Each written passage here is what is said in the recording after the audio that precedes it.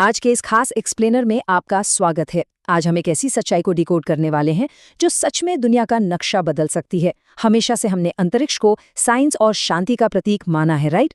लेकिन अब ये अल्टीमेट हाई ग्राउंड बहुत तेजी से एक रियल लाइफ युद्ध के मैदान में बदलता जा रहा है। आज हम सीधे डेटा और ओरिजिनल सोर्सेस के जरिए समझेंगे कि स्पेस का ये जो मिलिटराइजेशन हो रहा है, इसके असल मायने क्या हैं। डीडी न्यूज़ और जनसत्ता की रिपोर्ट्स ने एक बहुत ही सीरियस रियलिटी की तरफ इशारा किया है।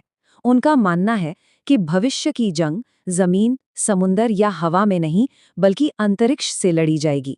मतलब सैटेलाइट्स अब सिर्फ हमारे टीवी या फोन चलाने के लिए नहीं है, ये आज के मॉडर्न वॉरफेयर में सबसे अहम मिलिट्री एसेट्स बन चुके हैं। चाहे फौज की रणनीतियां हो या फिर ड्रोन अटैक्स को गाइड करना, सब कुछ स्पेस से कंट्रोल हो रहा है।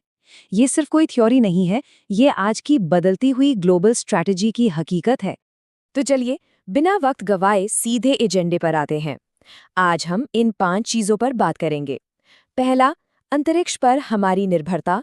दूसरा, स्पेस वॉरफेयर और नए हथियार। तीसरा, अंतरिक्ष मलबे से जुड़ा केस्लर सिंड्रोम। चौथा, देशों के बीच हथियारों की ये होड़। और आखिर में अंतरिक्ष कानून और उसका भविष्य। तो हमारा पहला सेक्शन है अंतरिक्ष पर हमारी निर्भरता, जिसे हम एक अदृश्य तलवार भी कह सकते हैं। आज की इंसानियत अपने सर्वाइवल के लिए स्पेस के इस बेहद नाजुक इंफ्रास्ट्रक्चर पर कितनी डिपेंडेंट है, ये समझना बहुत जरूरी है। जीपीएस नेविगेशन, मौसम की ट्रैकिंग, दुनिया भर के फाइनेंशियल मार्केट्स, मिलिट्री कम्युनिकेशंस और यहाँ तक कि आपदा राहत ऑपरेशंस, ये सब कुछ अंतरिक्ष में घूम रहे उन सैटेलाइट्स पर टिका है। इमेजिन कीजिए, अगर कल को ये सिस्टम्स किसी वजह से ठप हो जाएं, तो हमारी आज की मॉडर्न जिंदगी एक झटके में वहीं रुक जाएगी। पूरी व्यवस्था कोलैप्स हो सकती है। और अगर हम इकोनॉमी के नजरिए से देखें तो ये आंकड़ा आपको हैरान कर देगा। पश्चिमी देशों की कुल जीडीपी का करीब 6 से 7% हिस्सा सीधे तौर पर सैटेलाइट नेविगेशन पर टिका हुआ है। 6 से 7%। सुनने में शायद कम लगे, लेकिन इसका सीधा मतलब ये है कि अंतरिक्ष में हुआ एक भी बड़ा हमला दुनिया की अर्थव्यवस्था को सेकंडों में तबाह करने की ताकत रखता है। ये एक ऐसी भेद्यता है जिसे हम नजरअंदाज नहीं कर सकते। अब आते हैं दूसरे हिस्से पर, स्पेस वॉरफेयर और नए हथियार। अब वो दौर पीछे छूट रहा है जब हम सिर्फ स्पेस एक्सप्लोरेशन की बात करते थे। आज हमारे वाइटल सैटेलाइट्स हाईटेक हथियारों के निशाने पर हैं। इसमें सबसे बड़ा नाम है एसैट, यानी एंटी सैटेलाइट वेपन का। सिंपल शब्दों में कहें तो ये ऐसे हथियार हैं जिन्हें खास तौर पर किसी सैटेलाइट को ब्लाइंड करने, उसे डिसेबल करने या पूरी तरह से उड़ा देने के लिए डिज़ाइन किया गया है। इन्हें धरती से भी लॉन्च किया जा सकता है, या फिर ये सीधा ऑर्बिट में रहकर भी दुश्मन की स्पेस एसेट्स को तबाह कर सकते हैं। अब इन हथियारों को भी हम मुख्य रूप से 2 कैटेगरीज में बांट सकते हैं। एक तरफ है काइनेटिक एसैट्स। ये फिजिकल मिसाइलें होती हैं जो सीधे सैटेलाइट से जाकर टकराती हैं, और जाहिर है इससे अंतरिक्ष में बहुत सारा खतरनाक मलबा फैलता है। लेकिन दूसरी तरफ है साइबर एसैट्स, और सच कहूं तो ये ज्यादा खतरनाक हैं, क्योंकि ये बिना कोई शोर मचाए, बिना कोई मलबा पैदा किए जीपीएस सिग्नल्स को जैम कर सकते हैं या सैटेलाइट्स को हैक कर सकते हैं। ये एक साइलेंट किलर की तरह है जिसे ट्रेस कर पाना लगभग नामुमकिन होता है। तो फिर इनसे बचने का क्या तरीका है? इसका एक बहुत ही एडवांस्ड उदाहरण है अमेरिका का गोल्डन डोम कॉन्सेप्ट। ये काम कैसे करता है? सबसे पहले इंफ्रारेड सैटेलाइट्स किसी भी अप्रत्याशित हाइपरसोनिक खतरे को डिटेक्ट करते हैं। फिर आर्टिफिशियल इंटेलिजेंस अलग अलग सेंसर से डेटा कलेक्ट करके उसे ट्रैक करता है, और फाइनली सिर्फ कुछ ही सेकंड्स के अंदर काइनेटिक या लेजर स्ट्राइक के जरिए उसे हवा में ही नष्ट कर दिया जाता है। मतलब इंसान के सोचने से भी तेज ये पूरा एआई बेस्ड डिफेंस सिस्टम काम कर जाता है। चलिए आगे बढ़ते हैं तीसरे सेक्शन की तरफ, अंतरिक्ष मलबा और केस्लर सिंड्रोम। ये वो भौतिक परिणाम हैं जो गतिज अंतरिक्ष युद्ध के कारण पैदा होते हैं। स्पेस में फिजिक्स के नियम कितने डरावने हो सकते हैं, इसे ऐसे समझिए। बंदूक से निकली एक नॉर्मल गोली की स्पीड करीब 0.75 किलोमीटर प्रति सेकंड होती है, राइट? अब इसकी तुलना सैटेलाइट की कक्षीय गति से कीजिए, जो 3 से 8 किलोमीटर प्रति सेकंड तक होती है। तो सोच कर देखिए, इस अकल्पनीय स्पीड पर अगर एक छोटा सा ढीला पेंच भी किसी स्पेस स्टेशन से टकरा जाए तो वो उसे पूरी तरह से तबाह कर सकता है। इसका एक रियल लाइफ एग्जाम्पल हमें 2007 में देखने को मिला। डेटा के मुताबिक चीन ने अपने ही एक पुराने वेदर सैटेलाइट को मिसाइल से नष्ट करके एसैट का परीक्षण किया था। इस एक सिंगल धमाके का नतीजा क्या हुआ?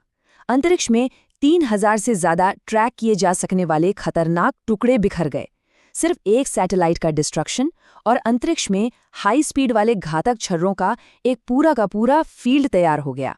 और यहीं से एक बहुत ही भयानक कॉन्सेप्ट सामने आता है, जिसे हम केस्लर सिंड्रोम कहते हैं।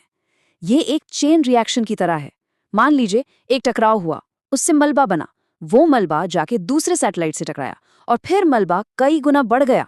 अगर ये सिलसिला आउट ऑफ कंट्रोल हो गया तो हमारी धरती की लो अर्थ ऑर्बिट मलबे के एक ऐसे अभेद्य कब्रिस्तान में बदल जाएगी जिसे पार करना इम्पॉसिबल होगा। तकनीकी रूप से हम इंसान हमेशा हमेशा के लिए अपनी ही धरती पर कैद होकर रह जाएंगे। हमारा चौथा सेक्शन है देशों के बीच हथियारों की होड़। अब मानवता पर मंडराते इस इतने बड़े खतरे के बावजूद जियोपॉलिटिकल हकीकत ये है कि स्पेस में हथियारों की रेस पूरी रफ्तार से चल रही है। 1985 में अमेरिका ने टेस्ट किया, फिर 2007 में चीन ने, 2019 में भारत ने मिशन शक्ति के जरिए अपनी क्षमता दिखाई और 2021 में रूस ने अपना नूडल परीक्षण किया।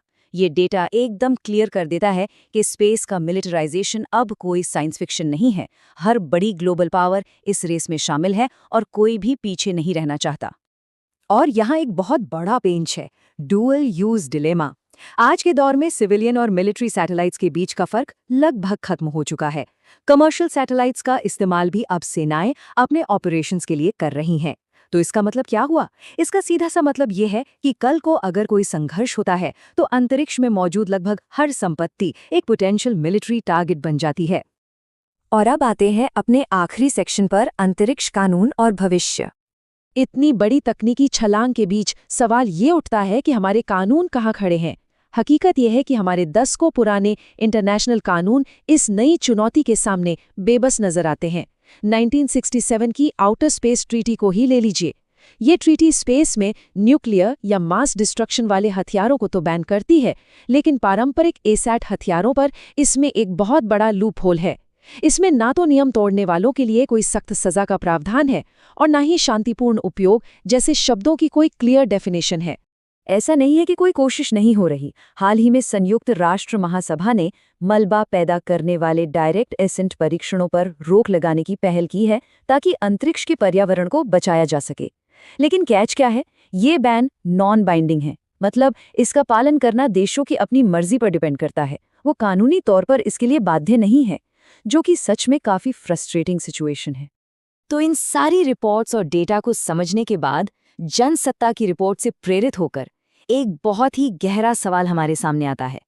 क्या मानव सभ्यता अपनी उसी तकनीकी शक्ति को अपने ही विनाश का साधन बना रही है जिस पे हमें इतना गर्व है?